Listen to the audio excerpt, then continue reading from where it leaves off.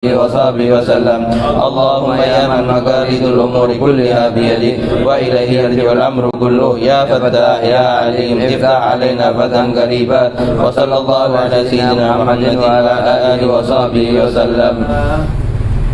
Bismillahirrahmanirrahim. Radhiyallahu anhu wa qala radhiyallahu an. Rukun yang keenam, i'tidal. Nah, bismillah, alhamdulillah, wassalatu wassalamu ala rasulillah Sayyidina Muhammad bin Abdullah. Rukun ke-6 daripada rukun-rukunnya salat yaitu i'tidal. Sudah kita bahas rukun yang pertama yaitu niat, rukun yang kedua yaitu takbiratul ihram, rukun yang ketiga yaitu berdiri, rukun yang keempat yaitu membaca surat Al-Fatihah, rukun yang kelima adalah ruku. Sedangkan rukun yang keenam sekarang adalah al-i'tidal. Al-i'tidal artinya pengertiannya adalah kembali ke posisi sebelum kita melakukan ruku, yaitu kembali ke posisi berdiri. Audul musalli ila makan qabla ruku'ihi, kembalinya seorang yang sholat kepada posisi sebelum dia ruku. Itu sami Allahu liman hamidah, waktu kita mengucapkan sami Allahu liman hamidah. Bila i'tidal ini dalam menurut pendapat yang kuat dalam mazhab Imam Syafi'i, wajib i'tidal di salat fardu atau salat sunnah, baik imam atau munfarid. Itu wajib i'tidal. Tidak mungkin kita dari posisi ruku langsung sujud. Itu menurut pendapatnya Imam Syafi'i. Meskipun salatnya fardu atau salat sunnah, meskipun posisinya sebagai imam atau makmum atau munfarid atau jamaah, atau maka hukumnya pak wajib i'tidal. Ada sebagian ulama yang membolehkan untuk tidak mengerjakan i'tidal di salat sunnah. Jadi dengan pengertian dari posisi ruku boleh langsung sujud. Cuman itu pendapat bukan pendapat dalam mazhab Imam Syafi'i. Ayo. Pengertian i'tidal. Al-i'tidal lugatan al-istiwa'u wal istiqamah. Wa syar'an audul musalli ila ma kana alaihi qabla ruku'i. I'tidal menurut bahasa adalah berdiri tegak. Menurut syariat adalah kembalinya seseorang yang salat pada posisi tegak, sebelum ruku'nya. Artinya berdiri tegak ini sendiri harus kembali ke posisi yang sekiranya yuzi fihil qiraah. Kalau misalnya sekarang orang ruku begini, sami Allahu liman hamidah, hanya ngangkat sedikit, hukumnya tidak cukup. Harus ngangkat yang sekiranya nyampe ke posisi yang sekiranya kalau dia baca Fatihah maka Fatihahnya dihukumi sah. Tidak harus tegak-tegak begini, cuma seperti begini supaya kita ketahui posisi qiyam itu kan boleh gini orang lebih utama, boleh juga agak miring sekiranya kalau ini tangan dipanjangkan dilepas maka tidak bisa sampai batin tangan bagian dalamnya tangan kepada lutut kita, itu masih boleh dijadikan sebagai tempat posisi i'tidal. Tapi kalau kita cuma gini tak sami Allah liman hamidah dikit aja, yang sekiranya kalau tangan dilepas akan sampai, maka tidak cukup untuk i'tidal. I'tidal itu posisinya harus ke posisi berdiri. Apa posisi berdiri di sini? Yang sekiranya ke posisi yang sekiranya kalau dia baca rukun Fatihah maka dihukumi sah. Karena rukun Fatihah harus di posisi berdiri. Itu ya. Misalnya kalau sekarang cuma begini aja dia. Itu kira-kira kalau dilepas tangannya nyampe ke lututnya enggak nyampe. Oh, berarti enggak cukup. Tapi kalau sekiranya kayak gini, meskipun dia tidak terlalu dekat tapi agak sekiranya di sini. Lah kalau sekiranya ini kalau dilepas tangannya nyampe ke lututnya enggak bakal sampai. Kalau enggak bakal sampai berarti cukup. Kalau sampai berarti enggak cukup ya. Dalil i'tidal. Dalil diwajibkannya i'tidal tatkala salat fardu atau salat sunnah adalah sabda Rasulullah sallallahu alaihi wasallam, "Tsummarfa hatta ta'tadila qa'iman." Tsummarfa kata Rasulullah, angkatlah kepada sami Allah liman hamid hatta ta'tadila qa'iman. Lebih utama kalau mustawi.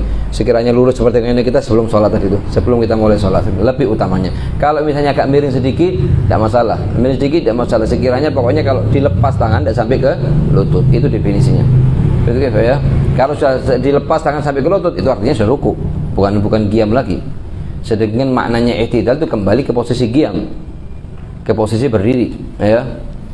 Artinya kemudian i'tidallah sehingga kamu benar-benar tumakninah dalam posisi i'tidal. Syarat-syarat i'tidal. Syarat-syarat i'tidal ada 5, yaitu kalau syaratnya 5-nya syaratnya terpenuhi, maka hukum i'tidalnya dihukumi sah. Baik fardu, baik pada salat fardu atau salat sunnah. Ya, yang pertama, 1, telah sah rukun yang sebelumnya. Seperti yang bilang kemarin, an yasihha ma qablahu. Ini syarat yang pertama ada di ruku. Sama dengan syarat yang kedua di i'tidal. Sama dengan syarat pertama di i'tidal. Sama dengan syarat pertama di sujud. Sama dengan syarat pertama di julus baina sajdatain. Perinciannya kemarin kita telah bahas. Jadi yang intinya apa? Jadi sebelumnya i'tidal rukunya apa? Ruku. Sebelum i'tidal ruku, Allahu Akbar posisi ruku. Lah untuk kembali lagi baru namakan i'tidal, sami Allahu liman hamidah. Lah ini rukuknya harus sah. Karena syaratnya i'tidal itu ada 5. Ya, syarat yang pertama an yasah ma qabla. Ini 2 3 4 5. Syarat yang pertama harus sah rukun sebelumnya. Apa rukun sebelumnya? Rukun sebelumnya ruku. Artinya kalau rukuknya kita tidak sah, maka dengan otomatis i'tidalnya juga tidak sah. Nah kemarin kita telah bahas rukuknya apa masalah syarat yang pertama, yaitu apa? Ada kalanya yasih ma qabla, ada kalanya yasih au la yasih. Dihukumi sah atau dihukumi tidak sah rukun sebelumnya. Kapan dihukumi sah rukuknya? Berapa syaratnya rukuk kemarin? Nah, jangan lihat lagi. Berapa? 3 salah, 4 salah. Jangan lihat Bos kalau dibuka. Karena sebagian murid kalau zamannya hafizan gini. Berapa? Seakan-akan yang gini-gini, ngelihat mata ke sini. Ayo, Pak. Jadi pelajaran kemarin harus masuk sini. Pelajaran sekarang baru diusahakan untuk dimasukkan. Yang sekiranya apa? Selesai semuanya kitabnya pindah dari kitab ke galab, ke hati.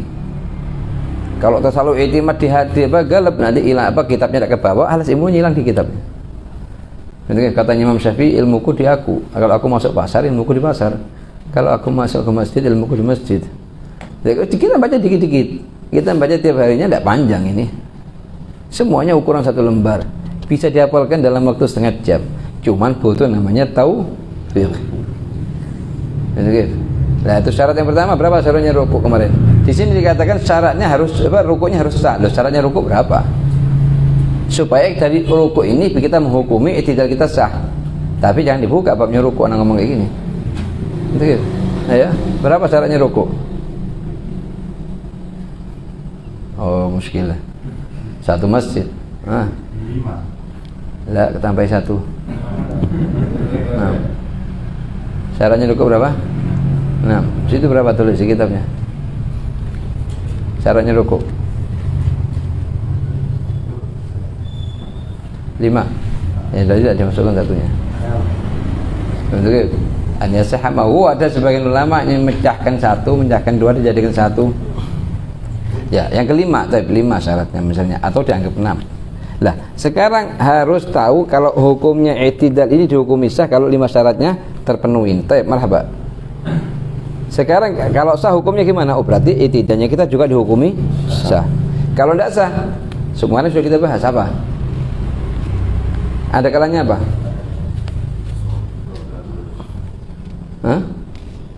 Oh. Yang kemarin ini, pelajaran kemarin. Kalau tidak sah, sekarang kan kita tahu i'tidalnya kita harus dihukumi sah kalau 5 syarat terpenuhi. Apa? Rukun sebelumnya harus sah. Kalau misalnya sah berarti i'tidalnya kita sah. Lah kalau rukun sebelumnya tidak sah, bagaimana i'tidalnya kita? Gimana? Ada kalanya apa? Sebelumnya itu ada imam, ada munfarid. Lah itu cabangnya nanti di bawahnya. Ada kalanya imam, ada kalanya munfarid atau munfarid. Karena beda hukum ini nanti. Inti ngambil cabang dari sini, satu sini. Sedangkan dia cabang di aslan. Kalau memang kalau memang imam, bagaimana hukumnya? Ada 2. Dibagi 2 kalau imam. Ada apa? Ada ba'da bulughi mithli. Qabla bulughi mithli, yang kedua ba'da bulughi mithli. Lah, kalau qabla bulughi mithli harus wajib kembali. Kita darab. Kalau ba'da bulughi mithli nambah 1 rakaat. Nah, ini harus dihafalkan nih. Akan datang di syaratnya rukuk. Syaratnya rukuk yang pertama harus rukun yang sebelumnya sah. Syaratnya i'tidal yang pertama harus rukun yang sebelumnya sah. Syaratnya sujud yang pertama harus rukun sebelumnya sah. Ente hafalkan 1 kali perincian harus untuk semuanya. Untuk di rukuk, untuk di i'tidal, untuk di julus baina sajdatain, untuk di sujud. Cuma kalau dari tulis besok pagi lupa lagi. Itu kita tulis lagi baru besok pagi. Itu. Nah, sekarang kalau ini kalau Imam. Kalau imam. Lah kalau misalnya semua imam atau munfarid. Kalau makmum bagi dua. Apa? Tidak boleh kembali. Nanti ayo. Dua setelah salam nambah 1 rakaat. Ah. Dia kalau makmum 1, ya ini cuman cabang hukumnya 2. Jadi 1 gimana keadaannya? Pertama tidak boleh kembali. Yang kedua, maka harus ditambah 1 rakaat setelah salamnya imam. Misalnya gimana gambaran masalahnya? Gambaran masalahnya makmum ini di rakaat misalnya di sujud, waktu di sujud lupa dia kalau membaca Fatihah tadi atau Fatihahnya kurang sempurna. Nah, apakah kembali ke posisi qiyam seperti imam? Tidak bisa. Akan tetapi ditambah 1 rakaat setelah salamnya imam. Pertama kembali tidak bisa kembali dia. Cuma nambah 1 rakaat setelah salamnya imam ya. Itu syarat yang pertama. 2, tidak memaksudkan dengan i'tidal tersebut sesuatu yang lain. Nah, seperti kayak sama syaratnya kemarin ruku. Kan begitu juga. Sama kayak syaratnya waktu kita qiyam sama juga. Artinya apa? Tidak memaksudkan gerakannya i'tidal ini untuk perkara yang lain. Misalnya takut kelihatan temannya atau takut kena sesuatu dengan sami Allah liman hamidah diangkat kepalanya. Itu tidak sah. Tapi kalau kita ditanya sekarang, apakah waktu kita mau i'tidal harus kita niatkan gerakannya i'tidal sami Allah liman hamidah harus untuk niat i'tidal apa harus ada niat? Nah, sebagaimana kita takuti kemarin, kalau sekiranya ada sharif maka harus ada niat. Kalau sekiranya tidak ada sharif maka tidak harus ada niat. Apa sharif misalnya? Keinginan yang lain selain i'tidal. Kalau ada keinginan yang lain selain i'tidal maka harus ada niat untuk i'tidal. Misalnya apa? Niatnya waktu sami Allah liman hamidah karena takut ketahuan orang, takut pusing, takut lain-lain, dia ngangkat kepalanya dia saya mengucapkan sami Allah liman hamidah. Lah ini harus ada niatan untuk i'tidal. Tapi kalau dia tidak ada setiap hari ada niatan apa-apa, maka dia disyaratkan harus niat i'tidal. Itu ya. Karena niatnya sholat cukup 1 ya. Dan jika bergerak untuk i'tidal karena sebab perkara yang lain, maka tidak sah dijadikan sebagai i'tidal. Dan jika diniatkan untuk i'tidal dan selain i'tidal, maka hukumnya adalah sah. Hukumnya sah. Misalnya kenapa ente angkat kepala kan agak merasa agak pusing kalau duduk begini, kalau dalam posisi ruku agak pusing, dia niatkan juga untuk i'tidal dan untuk supaya tidak pusing. Sami Allah liman hamidah misalnya. Atau takut kelihatan orang, dia kalau nunduk, maka dia ucapkan sami Allah liman hamidah. Tapi niatkan dua, niatkan untuk i'tidal dan untuk selain i'tidal, maka tidak pengaruh. Jadi kita punya 3 keadaan. Ada kalanya diniatkan untuk i'tidal aja maka hukumnya sah. Ada kalanya niatnya untuk selain i'tidal aja maka hukumnya tidak. Ada kalanya untuk kedua-duanya, untuk i'tidal dan selain i'tidal maka hukumnya juga sah. Jadi sah di berapa masalah? Di 2 masalah. Kalau diniatkan untuk i'tidal 1 atau diniatkan untuk keduanya. Ini semua omongan kalau waktu kita ada sharif. Dari gerakan kita i'tidal ada niat lain selain i'tidal. Misalnya takut dipandang orang supaya cepat-cepatan dia qiyam supaya tidak dipandang orang. Itu diantaranya. Tapi kalau kita tidak ada niatan sharif sama sekali, tidak ada tujuan selain i'tidal, tidak ada tujuan kecuali hanya untuk i'tidal, maka tidak disyaratkan. Tidak disyaratkan niat i'tidal. Kita tanpa syarat pun hukumnya sah. Ayo. 3, harus tumakninah dengan yakin. Nah, syarat yang ketiga harus tumakninah. Benar.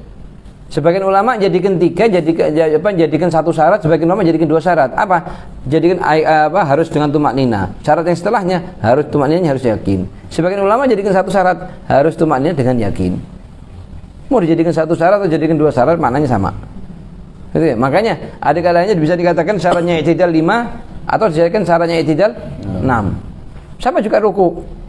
Sebagian ulama mengatakan syaratnya ruku 6 dengan menjadikan harus tumakninah, syarat yang setelahnya tumakninahnya harus yakin. Kalau misalnya kita i'tidal sami Allah liman hamidah, terus belum ya sami Allah liman hamidah Allah, lah dari yang ada tumakninah sama sekali, harus tumakninah sami Allah liman hamidah. Seukuran subhanallah baru gerak Allahu akbar. Misalnya kalau kita tidak membaca doa ruku, kalau kita membaca doa ruku ahsan, doa i'tidal ahsan, begitu. Rabbana walakal sami akan kita datang kita baca ya. Usahakan semua semua doanya ruku salat itu dihafalkan semua. Dari mulai doa ruku, doa i'tidal, doa sujud, doa julus sajdain. Harus seperti yang bilang kemarin harus ada perubahan. Itu yang tidak hafal doanya ruku tidak masalah. Cuman kita tanya sekarang, dari kemarin penjelasan kemarin tentang doanya ruku yang tidak apa, misalnya di fotokopi, ada yang tidak fotokopi? Ada yang tidak gerak, maksudnya difoto terus dipakai dibaca. Lah kalau ada itu dapat taufiknya Allah berarti. Kalau tidak ya kita doakan supaya dapat taufik hari ini. Sebab kenapa? Kalau semangatnya kita numpuk ilmu, itu manfaatnya kurang. Tapi kalau semangatnya kita numpuk ilmu diiringi dengan amalan, itu tidak sampai sebulan cahayanya tampak. Tampak dalam pribadinya kita, semuanya kita sudah. Dari gerakan kita, dari ketawanya kita, dari semuanya perkataannya kita, perbuatannya kita, niat hati kita, semuanya tampak. Tapi mau tidak mau harus ada namanya capek sedikit. Apa capek sedikit? Misalnya kemarin doanya ruku tidak hafal. Allahumma laka raka'tu. Apa? Allahumma laka raka'tu. Pertama laka, yang kedua bika. Hah? Wa bika amantu. Wa bika amantu, yang kedua laka aslamtu. Laka. 3 kan? Ditambah berapa di sini? 5. Apa 6? Bentuknya. Lah, wa siapa? Allahumma laka raka'tu wa bika amantu. Terus laka aslamtu. Khasha'a sam'i wa basari wa mukhi wa admi wa asabi wa mastaghallat biqadami lillahi rabbil alamin. Ana dapat ya Habib foto. Ini difotokopi, taruh depannya ente. Atau taruh depannya ente, bawahnya agak bawah sedikit, kasih meja kayak gini, ente sholat di sini. Usaha bagaimanapun sekiranya ente ngamalkan. Kalau tidak bisa sholat apa namanya fardu karena sholat di masjid, tidak mungkin bawakan dan lain-lain, tidak masalah, sholat di sunnah dulu. Dengan sholat sunnah lama kelamaan apal dan tidak perlu kertas lagi sudah. Nanti setelah apal lah doanya ruku kayak seperti Fatihah, inti seperti apal Fatihah, halas tambah i'tidal. Doanya i'tidal apal seperti kayak Fatihah, tambah lagi doanya sujud. Nah, ada perubahan. Insya Allah tidak sampai sebulan, tidak keluar bulan Ramadan doanya sholat apal seperti Fatihah sudah. Ada gerakan dari kita. Lah kalau kita tidak mau gerak, mau dapat mana? Walladzina jahadu fina. Kapan dapat hidayahnya Allah? Kalau kita gerak untuk dekat ke Allah. Betul. Makanya termasuk salah satu nikmat kita yang di atas yang besar juga itu, kalau kita dikasih ilham sama Allah, dikasih taufik, digerakkan hatinya kita untuk nambah berbagus ibadah kita. Betul. Ayyukum ayyukum bukan aktsaru tapi ahsan. Lah ini butuh ihsaniyah, butuh. Lah ihsannya kita tambah dikit-dikit ini. Seperti yang wudu sudah kita baca dari mulai Sya'ban sampai masuk awal Ramadan. Nah, doanya wudu. Nah, kalau ditanya yang jujur, siapa yang baca yang tidak membaca? Nah, kalau bohong habis puasanya nanti. Terus kalau misalnya tidak hafal tidak masalah. Siapa yang nulis kertas dan kertasnya ditempel dibaca setelah wudu? Ada enggak? Kalau ada alhamdulillah kita doakan dia supaya dikasih istiqomah terus lah. Lah kalau yang belum ya kita doakan tidak sampai keluar Ramadan dapat hidayah itu orang. Amin. Kenapa? Supaya ngamalkan. Tujuannya kita apa? Ngamalkan. Jangan itu insya Allah duduknya kita hanya sebulan atau 40 hari atau 50 hari cuman menghasilkan dalam hidup kita. Ini yang paling penting. Itu sahabat kalau sudah disuruh sama Rasulullah di seumur hidup tinggalkan. Pernah satu kali Rasulullah Sayyidina Ali bin Abi Thalib disuruh untuk sebelum tidur baca ayat kursi. Itu katanya Sayyidina Ali bin Abi Thalib waktu peperangan pun, ini peperangan, tengah-tengah peperangan, waktu istirahat itu tidak ditinggalkan. Bukan lagi kita tidur di rumahnya kita dengan ketenangan. Ini perang depannya, lalu ditinggalkan. Betul. Ini harus ada perubahan. Insya Allah mulai hari ini yang belum kemarin fotokopi doanya ruku, itu dari kitab di fikih, di fotokopi, dibesarkan sekiranya dia tampak kelihatan jelas, dibaca. Taruh depannya dia sholat di sini. Usaha apa aja nanti taruh meja, kayak taruh apapun. Sekiranya bagaimana nanti baca. Nanti ya. 4. Harus benar-benar berdiri dengan tegak. Iya. Maka tidak sah jika langsung sujud sebelum berdiri tegak. Iya. Misalnya cuma gini dok. Sami Allah liman hamidah, langsung balik lagi. Tidak sah, harus ke posisi tegak. Sami Allah liman hamidah, baru Allahu Akbar. Ya. 5. Tidak memanjangkan i'tidal. Ya, karena i'tidal seperti Anda bilang, i'tidal sama apa? Yang kedua? Julus. Julus maksudnya duduk antara dua sujud, dua-duanya adalah rukun yang pendek, rukun qasir. Kalau dipanjangkan lebih dari ukuran yang telah ditentukan, maka hukum sholatnya jadi batal. Nah, i'tidal ini adalah rukun yang pendek. Itu menurut pendapat apa? Nah, menurut pendapat yang mu'tamad, kecuali di i'tidal rakaat terakhir. maka termasuk rukun yang panjang boleh dipanjangkan. Kenapa? Karena termasuk mahal lil kunut fil jumlah, termasuk tempatnya kunut secara global, meskipun kita ingin kunut atau ingin tidak kunut. Betul. Jadi dengan pengertian kalau kita panjangkan i'tidal rakaat terakhir maka tidak batal. Tapi i'tidal selain rakaat terakhir kalau kita panjangkan lebih dari ukuran Fatihah maka hukum salat kita menjadi batal. Ayo. Kalau ini julus baina sajdatain, kalau kita panjangkan lebih dari ukuran membaca tasyahud, maka salat kita menjadi batal. Ayo. Yaitu lebih dari ukuran bacaan suratul Fatihah dan doa i'tidal yang disunnahkan. Ayo. Jika dipanjangkan lebih dari ukuran tersebut, maka hukum sholatnya menjadi batal. Menjadi batal. Ya. Kecuali pada rakaat terakhir. Seperti Anda bilang. Jadi intinya begini, apalkan terus jangan sampai lupa lagi besok pagi. Kalau ditanya i'tidal itu rukun pendek apa rukun panjang? Rukun pendek. Kecuali illa. Pertama, di i'tidal rakaat terakhir. Yang kedua, di i'tidal salat tasbih, salat sunat tasbih. Kita waktu salat sunat tasbih, kita baca subhanallah alhamdulillah wallahu akbar 10 kali waktu i'tidal. Lah kalau memang belum pernah ada yang salat tasbih setelah masuk bulan Ramadan ini, usahakan setiap hari Jumat sekali, misalnya seminggu sekali untuk salat sunat tasbih karena fadilahnya sangat besar. Ya. Sunnah-sunnah dalam i'tidal. Satu, meluruskan kedua tangan. Sami Allahu liman hamidah kita lepas gini, bukan kita kembali gini. Nah, semua hampir 90% ini semua orang sami Allahu liman hamidah semuanya latanya dilepas begini tangannya. Cuma niatkan mengerjakan sunnah daripada sunnah-sunnahnya i'tidal. Kalau enggak ada dapat pahala dengan melepasnya. Karena itu ngelepas dengan atas istiadat, bukan karena ilmu. Ana waktu ngelepas karena mengerjakan sunnah daripada sunnah-sunnahnya i'tidal. Hampir 90%, jarang orang setelah i'tidal masih tetap begini. Rata-rata begini. Sami Allahu liman hamidah. Seperti mungkin mulai sekarang niatkan untuk apa? Kerjakan sunnah daripada sunnah-sunnahnya i'tidal. Ya. Dua, membaca sami Allahu liman hamidah untuk imam. Membaca sami Allahu liman hamidah. Waktu imam sami Allahu liman atau munfarid sami Allahu liman hamidah. Ya. Makmum dan munfarid. Nah, makmum dan munfarid ya. Pada permulaan mengangkat punggung. Ayo. Kadang orang makmum tidak baca sami Allahu liman hamidah, hanya jawab perkataannya imam, Rabbana walakal hamd. La, makmum juga sunnah, munfarid juga sunnah, sama-sama sunnah. Kisahnya sami Allahu liman hamidah ini sudah ma'ruf, masyhur kan. Betul. Ini Sayyidina Abu Bakar Siddiq. Betul. Beliau selalu tidak ingin lepas, tidak ingin putus salat belakangnya Rasulullah. Dan tidak ingin ketinggalan satu rakaat pun salat di belakangnya Rasulullah. Pada suatu hari beliau itu tidak terlambat, cuma karena di depannya ada orang tua yang jalan, dia tidak ingin ngelampaui, tidak ingin mendahului.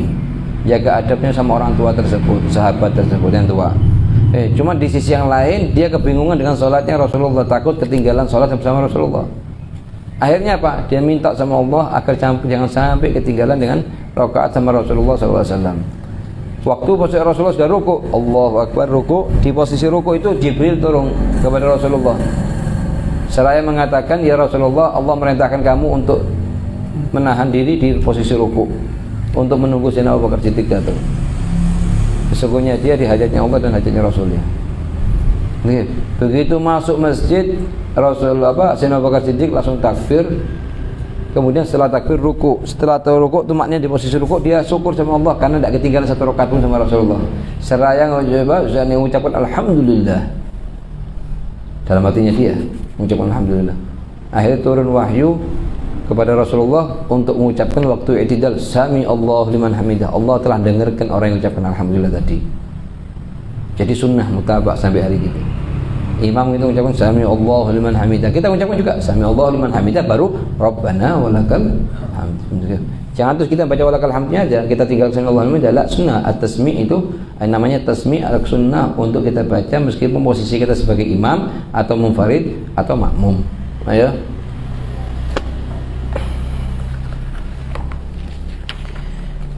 Doa i'tidal, kemudian setelah berdiri tegak membaca doa i'tidal. Membaca doa i'tidal, sebenarnya doa rukuk kemarin belum dibaca, sekarang dibaca ya. Sekarang ditambah doa i'tidal ya. Rabbana walakal hamdu hamdan. Rabbana walakal hamdu ya. Hamdan katsiran thayyiban boleh dibilang mubarakan fi. Rabbana wa Rabbuna ya. mil'as samawati wa mil'al ardi. Boleh mil'a, boleh mil'u. Ayo. Wa mil'a ma bainahuma. Ya. Wa mil'a ma syi'ta min syai'in ba'du. Ahlu tsana'i wal majd. Ahaqu ma qala al-'abdu wa kulluna laka 'abd. La mani'a lima a'taita wa la mu'tiya lima mana'ta wa la yanfa'u dzal jaddi minkal jadd. Wa la yanfa'u ahlul ghina ghinahu maksudnya. Ya. Dan usahakan kalau bisa doanya i'tidal dibaca. Pertamanya mungkin butuh butuh kertas atau butuh tulisan kalau belum apa, tapi tidak apa-apa, lama kelamaan apa nanti kalau kita usaha, ya kita usaha di sholat sunnah waktu kita sholat sendiri di rumah, begitu nanti kita sholat fardu di masjid sudah apa, ya masalah-masalah yang berhubungan dengan rukun i'tidal. Ayo kira.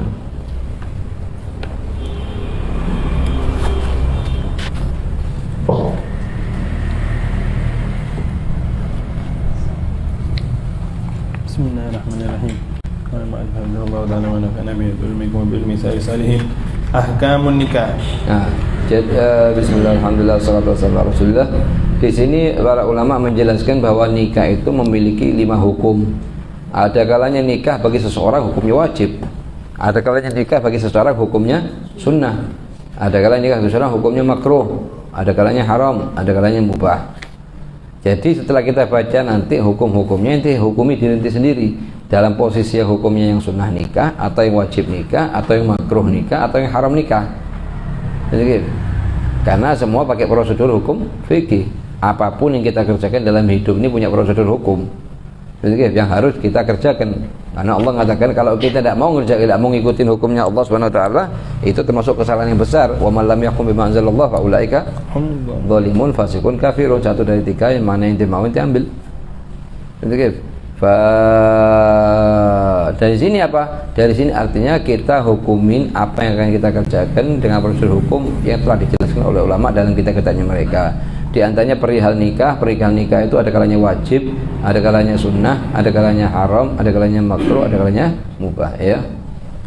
Ahkamun nikah khamsatun. Nah, hukumnya nikah 5, ya. Yang pertama wajibun. Idza khafa zina. Yang pertama zina wajib. Kapan wajib? Di beberapa masalah, di antaranya kalau takut jatuh kepada maksiat zina. Kapan bisa dikategorikan takut?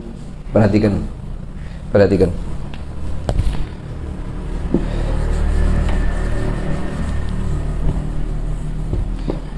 Hamba itu dibagi 3.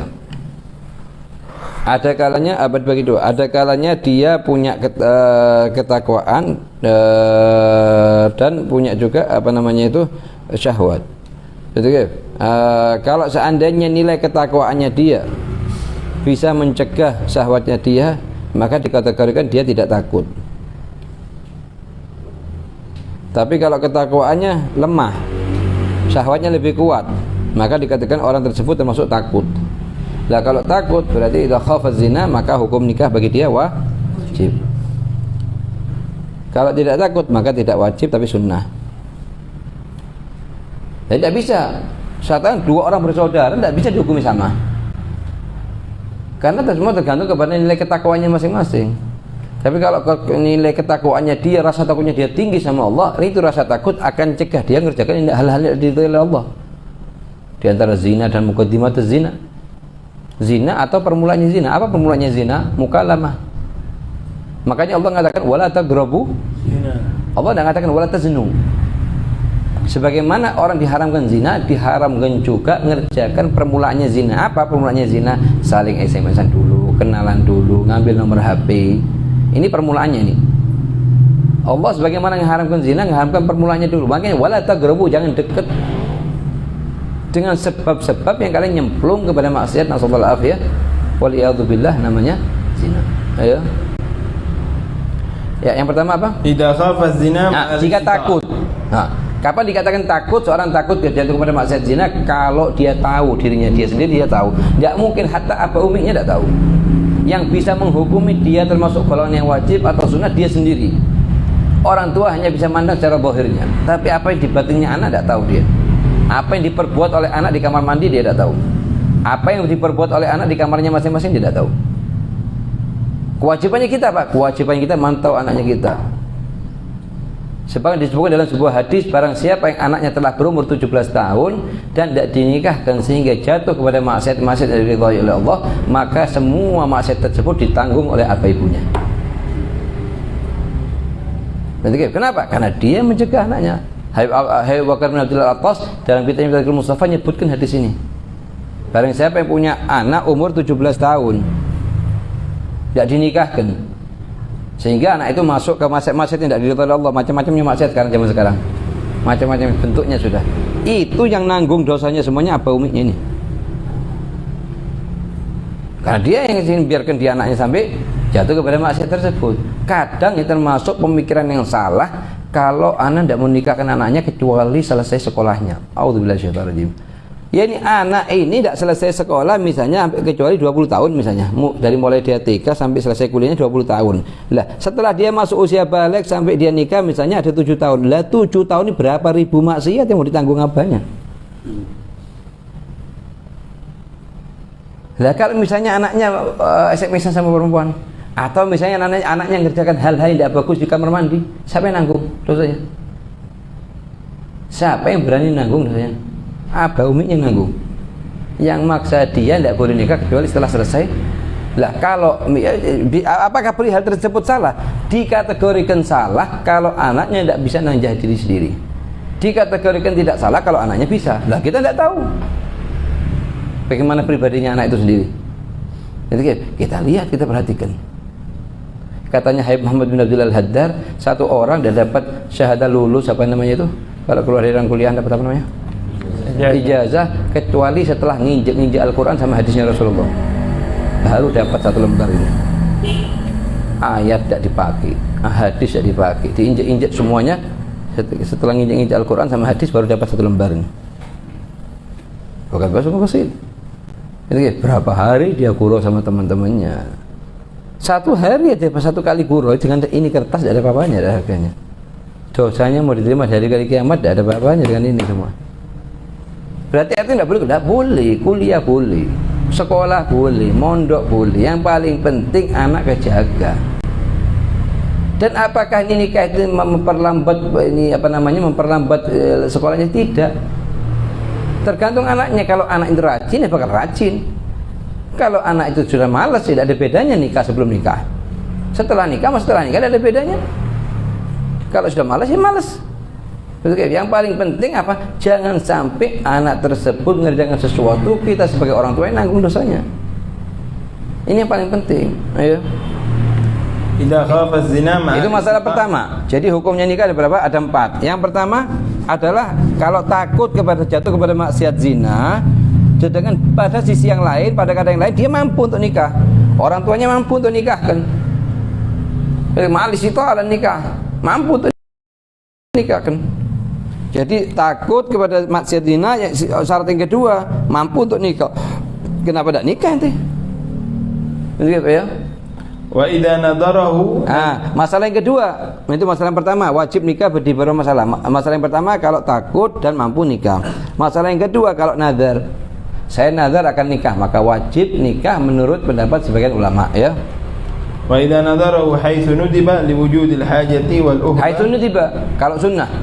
Kapan sunnah nikah? Sunnah nikah dengan 2 syarat akan datang. Kalau syarat pertama apa? Wujudul uhbah. Apa artinya uhbah? Itu 3 perkara. Nafkah sehari semalam, mahar nikah, terus kiswah fasal tamkin, baju untuk calon istri. Lah kalau 3 ini namanya uhbah. Terus yang kedua punya syahwat untuk keinginan untuk nikah. Lah kalau 2 syaratnya terpenuhi, maka hukumnya sunnah nikah bagi dia. Lah sunnah ini bisa kalau dinadarkan bisa jadi wajib nanti. Termasuk masalah kedua daripada masalah yang wajib apa? Kalau dinadarkan waktu dikategorikan nikah bagi dia hukumnya sunnah. Jadi perhatikan dulu sekarang. Wajib di berapa masalah? Di 2 masalah. Masalah yang pertama apa? Takut. Kalau 2 syarat yang terpenuhi, apa? Khauf, takut jatuh kepada maksiat zina. Yang kedua punya kemampuan untuk nikah. Apa punya kemampuan untuk nikah? Punya mampu untuk maharnya ada, untuk nafkah sehari semalam ada, untuk bajunya istri ada. Bukan bajunya istri beli 10 biji lah. Setiap satu musim itu hanya wajib 1 baju. Misalnya setahun ini berapa musim? 4 musim. Oh berarti 4 baju dalam setahun. Cuma katanya Habib Zain zaman sekarang ini bukan baju setiap tahun, setiap kali undangan 1 baju. Setahun berapa? Mungkin baru 12 atau 15. Enggak, ini sudah dipakai undangan kemarin. Apa udah? Sudah keluar batasnya. Makanya baju perempuan ini kadang tumpuk dari ujung, dari bawah lemari sampai akhir. Orang kalau pakai baju baru misalnya tidak apa-apa, yang lama kasihkan ke orang tidak mampu. Tidak usah ditumpuk di lemari. Mau dibawa kemana? Mati dan dibawa ke kuburannya sebetulnya. Katanya Rasulullah, barang siapa yang pakai baju baru kemudian ngambil baju yang lama dikasihkan kepada orang yang tidak punya baju, itu sama Allah diampuni dosa di dunia akhirat.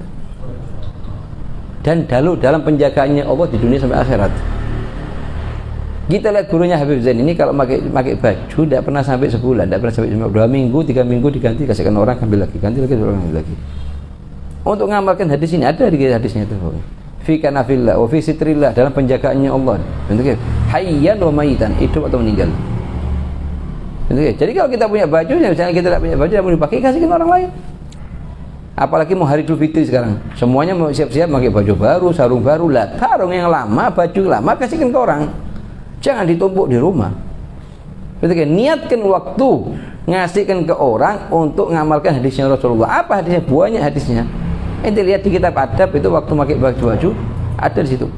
Niatkan untuk mengerjakan itu hadisnya Rasulullah itu sekali aja seumur hidup. Ya. كما اعتمده الإمام بن حجر تبعا لابن رفعة وغيره خلافا لشهاب الرملي وابنه محمد والخطيب. Imam Ramli dan Khatib Syirbini mengatakan tidak sah dinadarkan nikah itu ya. القائلين بعدم انعقاد النذر نظرا لكون أصله الإباحة. Mubah, asal nikah mubah. Ya. والاستحباب لعارض. Istihbab karena nazarnya karena faktor dia memenuhi syarat. Ya. الثاني مندوب. Oke, ini hukum pertama. Dari hukumnya nikah apa? Wajib. Wajib di berapa masalah? Wajib di 2 masalah. Hukumnya nikah jadi 5. Wajib di 2 masalah. Masalah yang pertama, kalau 2 syaratnya terpenuhi. Apa? Rasa takut aja itu zina. Masalah syarat yang kedua yaitu memiliki kemampuan. Yang kedua adalah kalau nazar menurut sebagian ulama. Nah, hukum yang kedua daripada hukumnya nikah adalah sunnah. Dengan berapa syarat? Dengan 2 syarat. Nikah dikategorikan inti sunnah nikah kalau 2 syaratnya terpenuhi. Syarat yang pertama, wujudul uhbah. Apa artinya uhbah itu? 3 perkara. Apa yang dikatakan uhbah itu adalah 3 perkara. Apa? Nafkah sehari semalam. Yang kedua, baju kiswah fasal tamkin. Misalnya kalau setahun di Indonesia berapa waktu? 2 musim. Berarti 2 baju. Kewajibannya kita 2 baju setahun. Tidak wajib kita belikan lebih dari 2. Terus yang ketiga, mahar. Nah, ini 3-tiganya namanya uhbah. Dinamakan apa? Wujudul uhbah. 3. Apa 3 itu? Nafkah yang laila.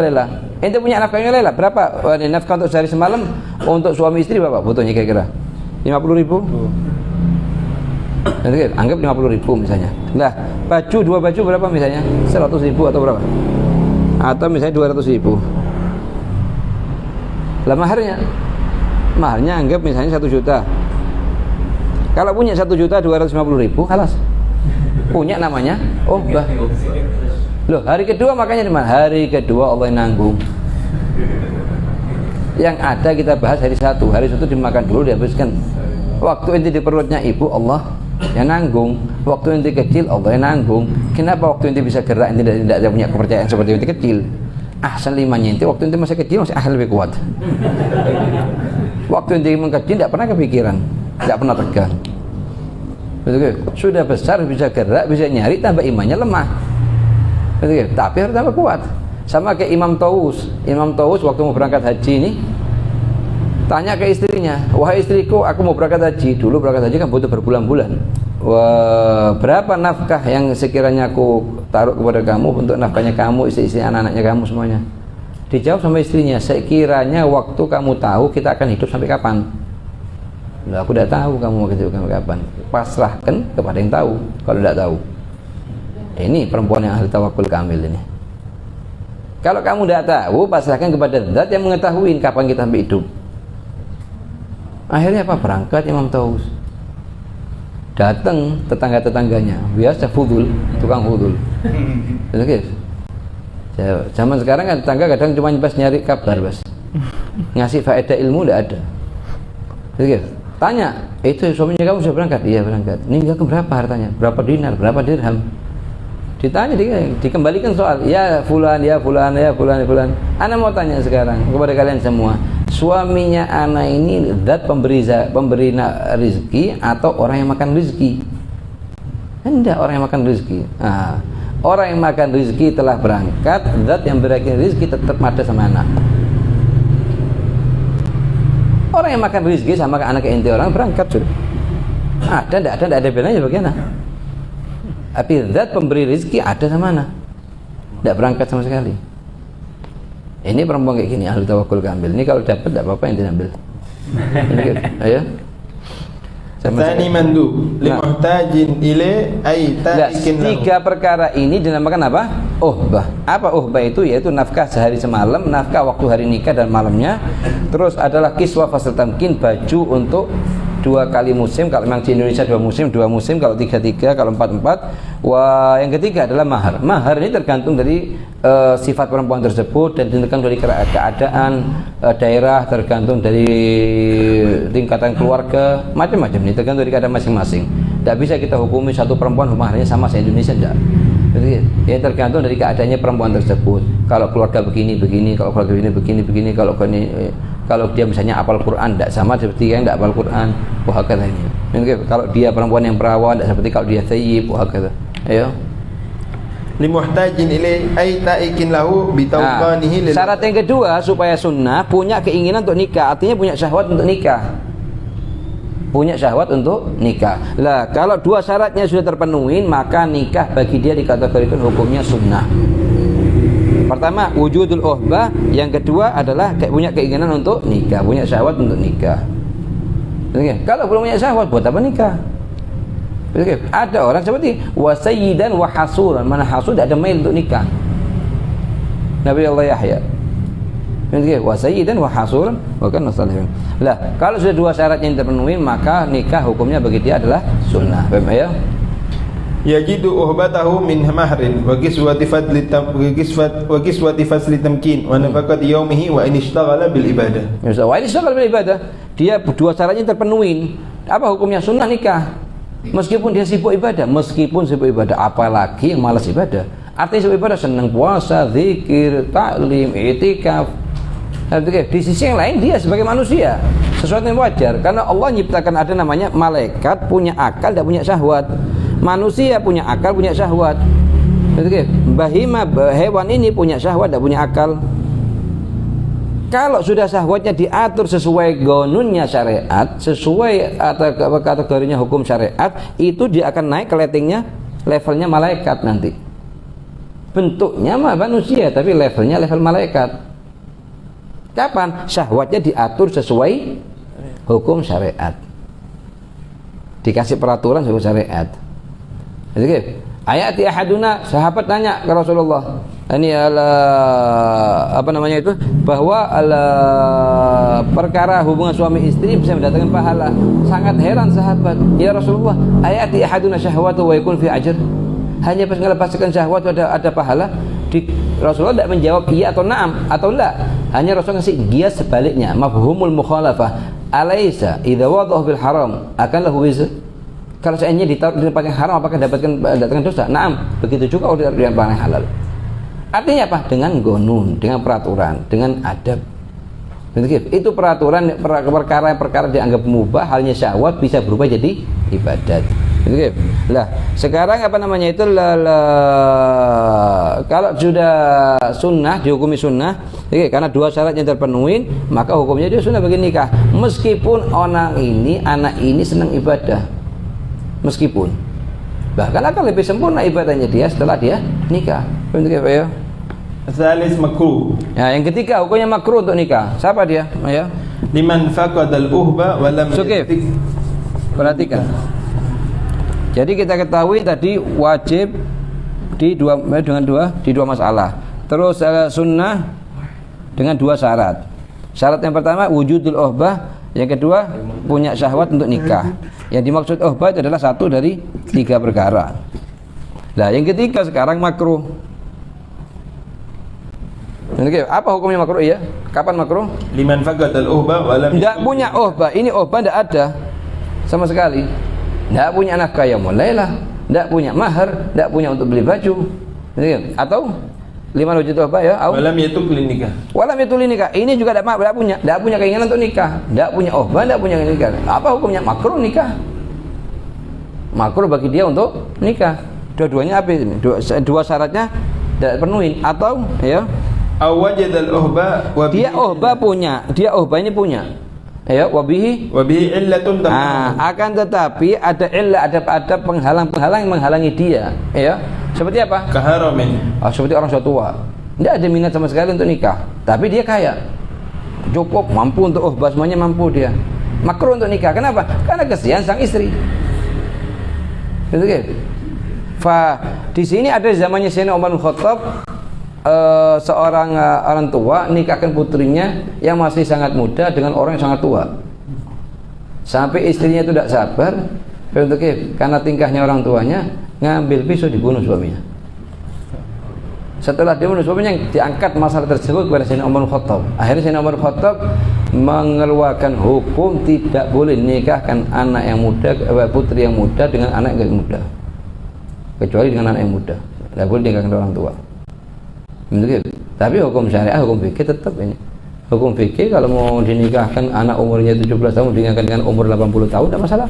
Sah dari hukum fikihnya. Cuman bukan termasuk perbuatan baik bagi orang tua punya anak umur 17 tahun dinikahkan dengan orang tua umur 80 tahun. Lah kalau misalnya dibalik, inti sendiri anak nikahkan dengan perempuan umur 80 tahun, mau enggak? Jangan inti ngeliat pandangan diri inti sendiri sebagai orang tua tapi tidak perhatikan kebutuhannya anak dan hatinya anak tersebut. Ayo. Kaharamin atau maradin daimin. Kamarat mesti atau dinikahkan dengan orang yang muda, cuma ada penyakit ini orang. Calon suami ada penyakit. Marad daim, sekiranya penyakit ini sekiranya selama-lamanya, sana sallallahu alaihi ya, penyakit-penyakit yang berat. Itu yang sekiranya katanya dokter ini sulit untuk sembuh menurut ilmunya dokter. Ilmunya Allah SWT bisa semua sesuatu. Ayo. Illa lihajat. Kecuali kalau dia nikah ini orang tua tadi itu nikah, berarti umur sudah tua, usia, cuma nikah bukan tujuannya untuk syahwat, tapi nikah hanya untuk karena di rumahnya dia sendiri, tidak ada yang bantu dia untuk membersihkan, untuk mandikan dan lain-lain. Orang sudah tua. Lah kalau dia orang ajnabiyah, bantu dia dosa terus setiap hari. Diakad dengan tujuannya hanya untuk merawat orang tua ini. Banyak dari orang yang ibunya meninggal, kemudian abahnya sudah masuk usia tua dan tidak mampu untuk mengerjakan perihal hidupnya sendiri, untuk makannya, ngerawat makannya, bajunya, bersihkannya, maka dinikahkan ya abahnya itu dengan seorang perempuan muda untuk ngerawat abah. Itu tidak masalah, karena tujuannya bukan itu. Dari pertama sudah dikabarin kalau ini orang begini, tujuannya begini-begini. Itu gitu ya. Fayustahab. Ada sebagian orang kadang sudah masuk usia tua, saking semangatnya untuk nikah rambutnya disembir. Hanya untuk nampakkan kalau dia muda, itu tidak boleh, itu nipu tuh. Ya. Man ghasyana laisa minna. Man ghasyana laisa minna. Barang siapa nipu maka bukan termasuk golonganku, kata Rasulullah. Itu ya. Ar-rabi' khilaful aula. Khilaful aula. Bukan dikatakan makruh, cuma khilaful aula. Di bawahnya makruh ya. Liman faqad al-uhba. Uhba tidak punya, ya. Ma'a tawqanihi. Cuma syahwatnya untuk nikah tinggi. Uhba tidak punya syahwatnya untuk nikah, maka khilaful aula lebih utama kalau tidak nikah. Terus bagaimana menyelesaikan syahwatnya? Memperbanyak dengan puasa. Lah puasa ini bisa melemahkan syahwat kalau setiap hari, kontinu tiap hari. Tapi kalau sehari puasa tapi 4 hari 5 hari tidak puasa, itu bakal sebaliknya nanti. Itu kan? Bakal sebaliknya. Tapi kalau sudah puasa tiap hari, tetap aja tidak berubah keadaannya dia. Alas lebih utama nikah dan tawakal Allah SWT. Allah yang ngasih rezeki nanti. Ya. وذلك لقوله تعالى وليستعفف الذين لا يجدون لا يجدون نكاحا. Mana yajidun nikahan, la yajidun uhbatan. Jadi kalau tidak punya nikah, artinya bukan nikah sini, bukan artinya akad, tapi uhbah. Ya. Hatta yughniyahumullah min fadli. Jadi 3 orang dijamin sama Allah. Jadi jaminan khusus. Apa? Orang yang ingin nyari rezeki untuk bisa nikah. Itu dijamin sama Allah. Sebagaimana pentingnya nikah ini, pentingnya jaga syahwatnya dia supaya tidak keluar kepada yang halal, sampai Nabi menyewakan dirinya sendiri selama 10 tahun hanya untuk mendapatkan mahar nikah. Siapa? Nabi Allah Musa. Gitu. Fa in atmamta ashran fa min indik. Inni uridu an unkihaka ihda ibnatayya hataini ala an ta'jurani 8 hijaj. 8 tahun. Nanti sewakan diri ente ke anak itu sebagai maharnya nikah nanti. 8 tahun Nabi, saking pentingnya nikahnya. Menyewakan dirinya kepada Nabi Allah Musa, kepada Nabi Allah Shu'aib untuk bisa nikahi salah satu putri. Fa in atmam ta'asran, kalau ente tambah 2 tahun lagi jadi pas 10 ahsan. Fa min indik, tidak maksa. Tapi ukuran kewajiban kesepakatannya 8 tahun. Gitu. Sekarang tidak ada orang semua kerja 8 tahun. Gitu. Ini kerja 2-3 tahun, insya Allah. Yang paling penting dalam nikah itu sebenarnya tidak sulit. Kalau zaman sekarang ini mau nikah itu sulit banget. Paling sulitnya sekarang nikah. Dipaksa sama keluarganya harus mengajak ini itu. Jadi katanya Habibie tidak nikah itu seorang pemuda kecuali sudah keluar setengah nyawanya sudah. Kerja sekian puluh tahun, pagi, siang, sore, malam, pagi, siang, sore, malam. Diberatkan jadi betul. Karena dipaksa, harus acara resepsi, acara walima, yang diundang harus sekian orang, makanannya harus sekian bentuk, maksa diri. Sehingga paling sulit di zaman sekarang nikah. Waliyadzubillah, kalau mau mengerjakan perkara yang haram, dengan sangat mudah, punya 200.000, 300.000, pergi ke tempat-tempat yang haram. Tidak perlu jutaan. Ini apa artinya? Ini artinya fitnahnya syaitan. Bagaimana timbul maksiat-maksiat. Jadi nikah dianggap sulit sudah. Tidak mau nikah lamarannya harus sekian, harus makanannya begini, bentuknya begini. Ini fakta yang ada kita sekarang. Kita bicara fakta yang ada. Itu dengan segala bentuknya. Kalau dulu zamannya Rasul enggak. Satu perempuan datang, ya Rasulullah, saya hibahkan diri saya kepada kamu. Akhirnya Rasul, karena kalau status hibahkan badak itu diri itu hanya bisa ke Rasulullah, lainnya tidak bisa. Kemudian Rasul diam, tidak mengatakan iya, tidak mengatakan enggak. Kemudian salah satu sahabat bangun, ya Rasulullah, kalau kamu tidak ada hajat dengan orang perempuan ini, nikahkan kepada saya. Apa kata Rasulullah? Hal endak syai', apakah ada sesuatu yang punya mahar atau punya ini? Oh, banyak punya ini. Ya Rasulullah, tidak punya apa-apa. Hal apal sesuatu dalam Al-Quran, tinggal punya apa? Surat ini, surat ini, surat ini. Halas. Saya nikahkan perempuan kamu ini dengan perempuan ini dengan mengajarkan surat-surat yang kamu apalkan tadi itu ke dia. Itu sebagai maharnya. Jadi angkah itu kan bima ma'akam Al-Quran. Halas, selesai masalah. Keluar dari masjid istrinya. Jadi, Rasulullah nikah, manggil 15-20 sahabat, dibawa kayak sufro satu, kurma ditumbuk di situ, duduk makan bareng, selesai walimah. Tidak ada ceritanya ruwet, gedung harus resepsi, harus datangkan tukang sound, harus datangkan syagalah. Terakhirnya apa? Tidak keluar itu kecuali acara tidak berjalan kecuali sudah seluruh pihak pusing. Yang paling pusing pertama kali kedua orang tuanya sendiri.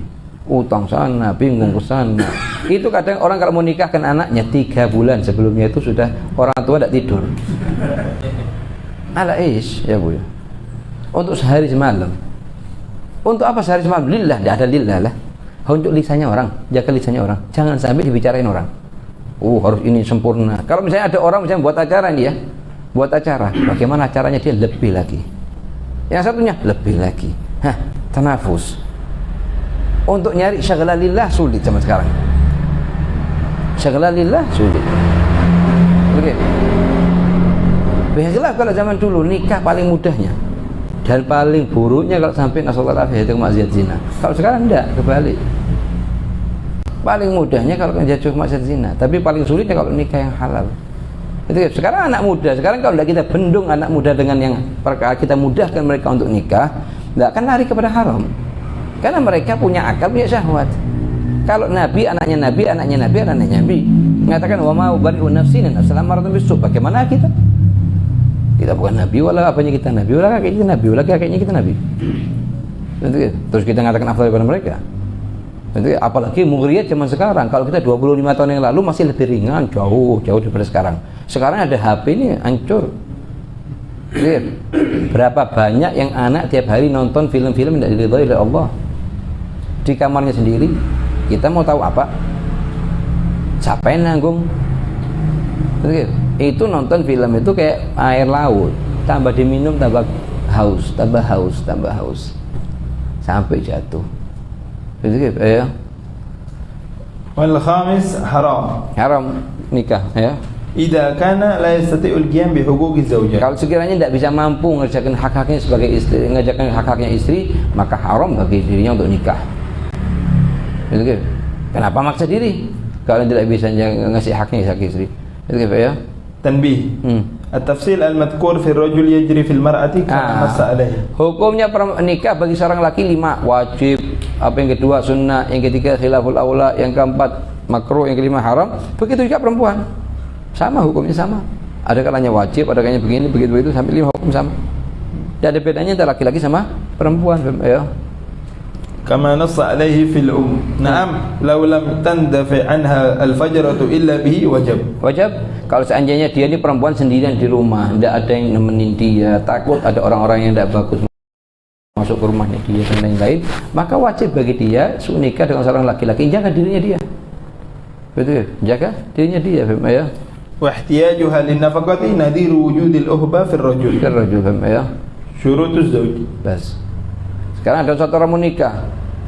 Saya mau nikah, kapan? Syawal. Dari marhaba. Syaratnya suami berapa? Tidak tahu. Oke, mau jadi suami tidak tahu syaratnya. Jadi, harus suami syaratnya. Istrinya itu orang mana? Orang sana. Berapa syaratnya istri? Tidak tahu. Oke, mau jadi istri dia. Yang paling penting apa? Yang paling penting sebelum nikah itu bukan persiapan acara resepsi atau walimah.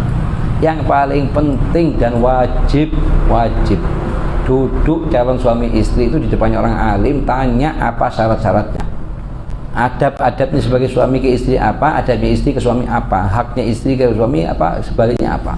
Itu wajib zaman sekarang. Acaranya mau 10-20 orang tidak masalah, tenang itu hidup, tidak usah dibuat pusing. Acara dibuat sangat singkat, dibuat di masjid gini, akad nikah, pulang istri, selesai masalah. Ada nasi, belikan nasi di warung, gak usah pusing kepala ente. Hai Muhammad bin Abdullah Haddar, kalau mau nikahkan orang tidak ruwet lah. Katanya Muhammad Haddar, tak bawa ke masjid sana. Itu dibagikan apa? Dibagikan roti sepotong itu sama kopi cangkir. Kelas. Apa artinya walimah? Walimah makanan atau minuman yang dihidangkan. Harus bentuknya begini, jenis la. Syukuran kemampuannya ente. Kalau ente mampu tanpa maksa diri, ahsan. Ente ada syukur ente sama Allah, kasih orang fuqara masakin, kasih makanan banyak, kenyangkan mereka. Tapi kalau mampu saya maksa-maksa, bukan termasuk akhlaknya orang mukmin. Bagaimana yang intinya bagaimana setelah acara ente tenang, orang tua tenang, istri calon suami bahagia, tenang, ada uang lebih kasihkan ke calon suami istri untuk hidupnya mereka. Jangan sampai takalluf, at-takalluf takhalluf. Maksa itu jalur pertama kita keluar dari jalur salafus saleh. Maksa diri. Ini ya. Alas. Saya bahas lagi.